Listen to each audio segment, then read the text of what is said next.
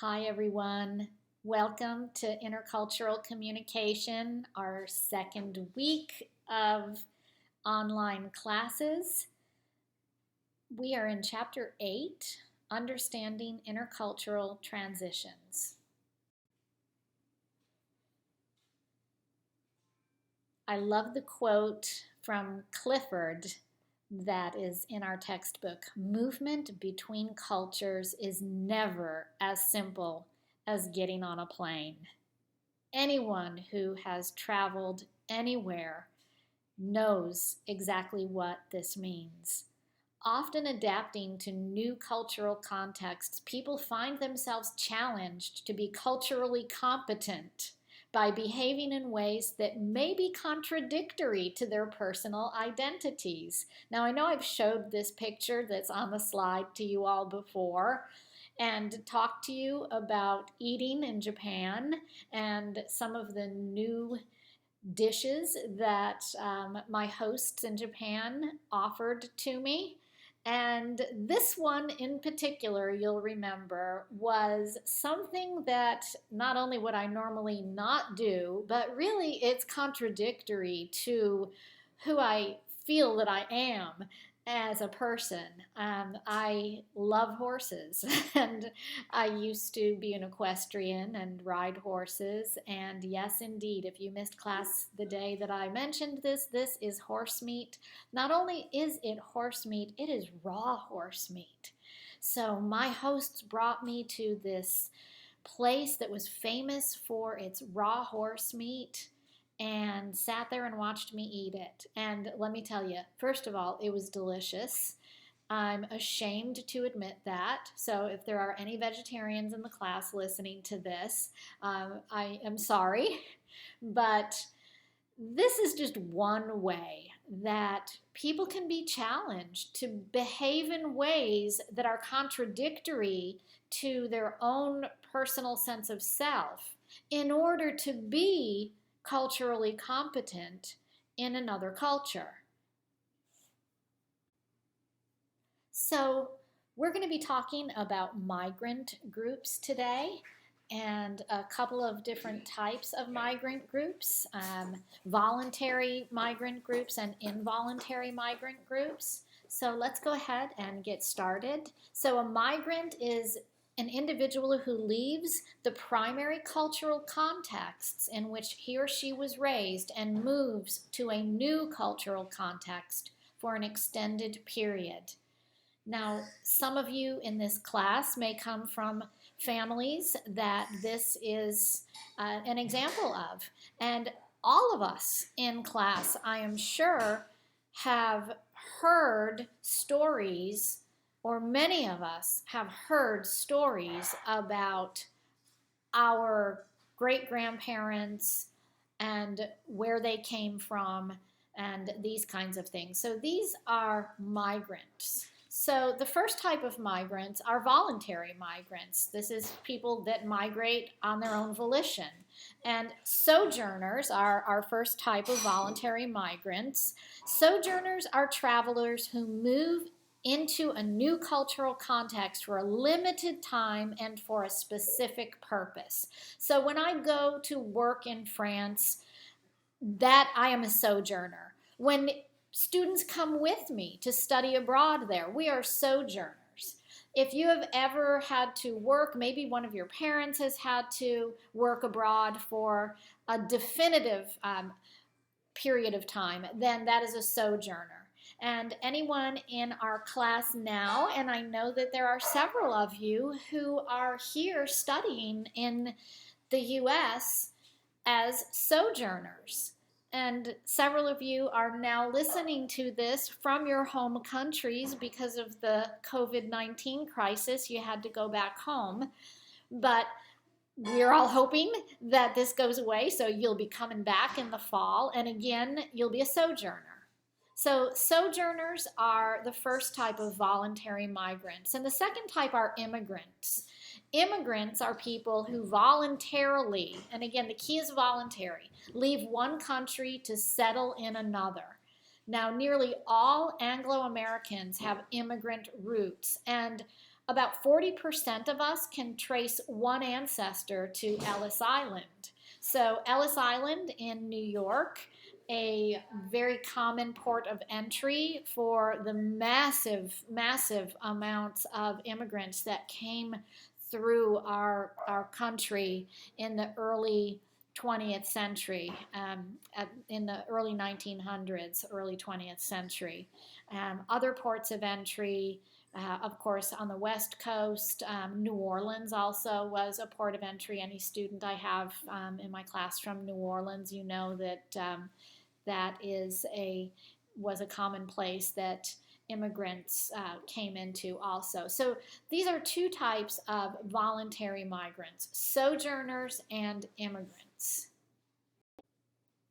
So our second type of migrant group are involuntary migrants. And just like it sounds, involuntary migrants are people who did not want to leave their host cultures, but for whatever reason, they were either forced to leave or they chose to leave, but it was not something that they would have chosen if circumstances weren't so drastic. So long-term refugees are our first type of involuntary migrants. These are people who are forced to relocate permanently because of war, famine, and oppression. And remember, at the beginning of this semester, I told you all about the Syrian family that I taught English to, and they have now lived in the U.S. I believe it's 3 years now that they've been here, so they don't need English anymore, wonderfully. And I just had, before this all COVID-19 stuff started, I had just met them out for lunch not too long ago. And they are actually planning to move to the Dallas-Fort Worth area this summer, hopefully still planning on that. And my friend and I, who had co-taught English to the mom, were like, well, aren't you going to miss Austin? Isn't it going to be hard to move? And what they said was really striking. They said, no, because this will be the first time that we have ever made a voluntary move, because they came here to this country as refugees, as long-term refugees, escaping the bloody civil war that really is still going on in Syria. And their escape was just harrowing. It was through Jordan and then into Egypt, and then from Egypt, where they lived for 2 years, they had applied to be able to immigrate to the U.S., and they were able to do that. So long-term refugees forced to relocate permanently because of war, famine, and oppression. And then our other group are short-term refugees, and these are people, same thing, who are forced, but for a short time, to move from their region or country. So sometimes people are able to move back for whatever reason, if there's a famine or something going on, and then they are able to move back to their country. So we have two types of involuntary migrants: long-term refugees and short-term refugees. In the spirit of immigration, I love this poem, New Colossus, and I don't know how many of y'all know where this poem is located, but I'm going to read it and then I'll tell you.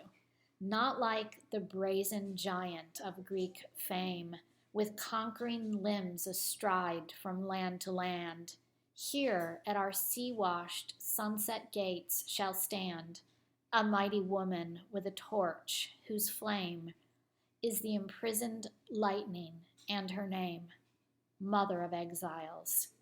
From her beacon hand glows worldwide welcome. Her mild eyes command the air-bridged harbor that twin cities frame. Keep ancient lands your storied pomp, cries she with silent lips. Give me your tired, your poor, your huddled masses yearning to breathe free. The wretched refuse of your teeming shore, send these, the homeless, tempest-tossed, to me. I lift my lamp beside the golden door. And this is engraved on the bottom plaque of the Statue of Liberty in New York Harbor. So I always think when I read this, is this who we are still as a nation? And this is just something for us to ponder. The next few slides are just slides that were uncovered actually recently, pictures of immigration into Ellis Island during that mass of immigration in the early 1900s, to which maybe some of you all can trace your own ancestry. Again, 40% of people came in through Ellis Island, Anglo-Americans. I'm just going to move through these slides and then we'll meet on the other side.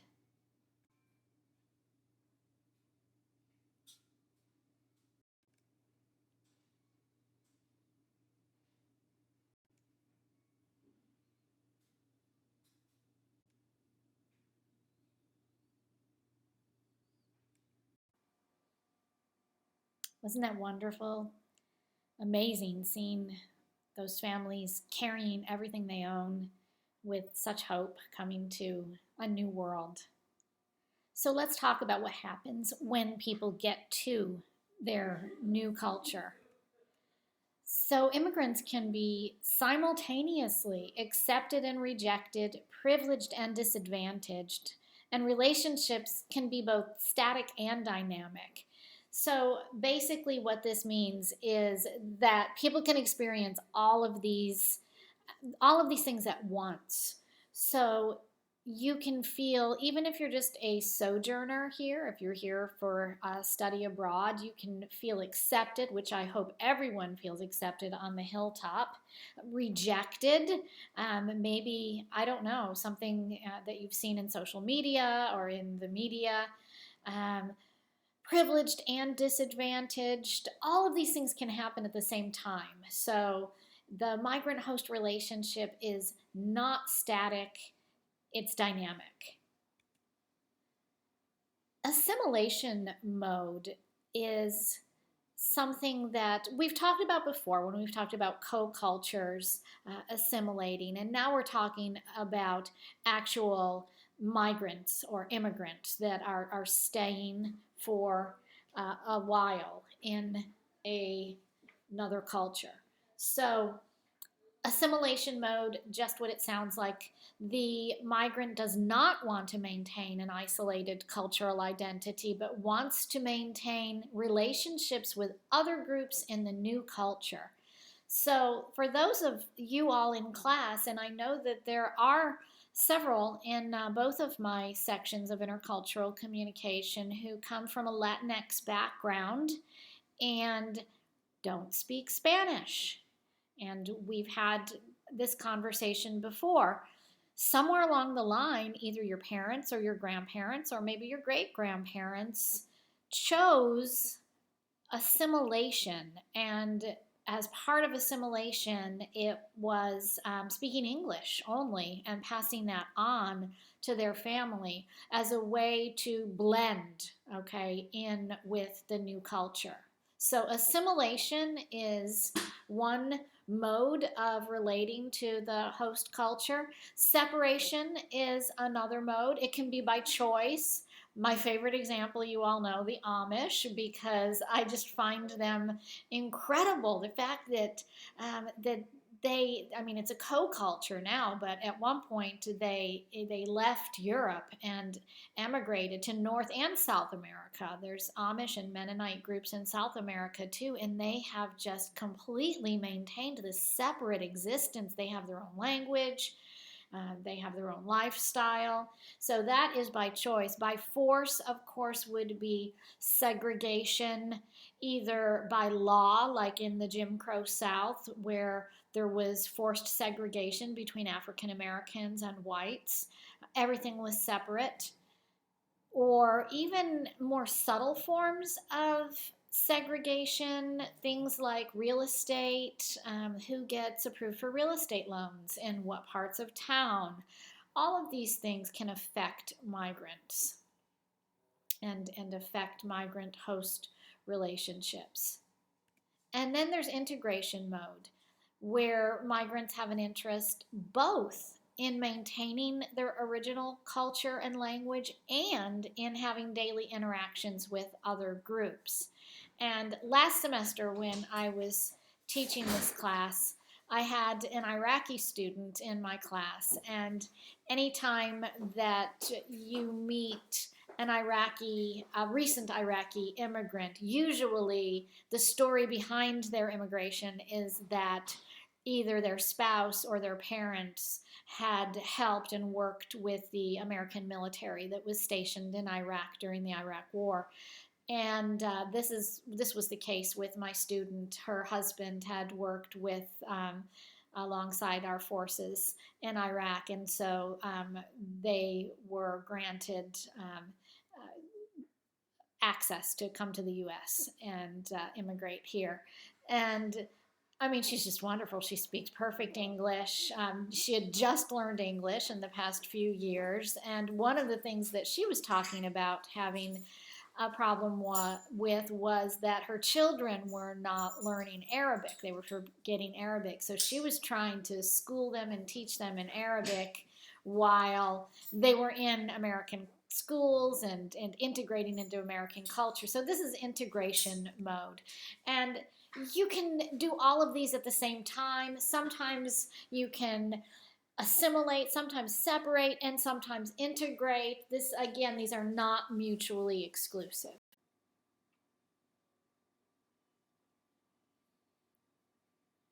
So finally, I want to talk about cultural adaptation and relate it to our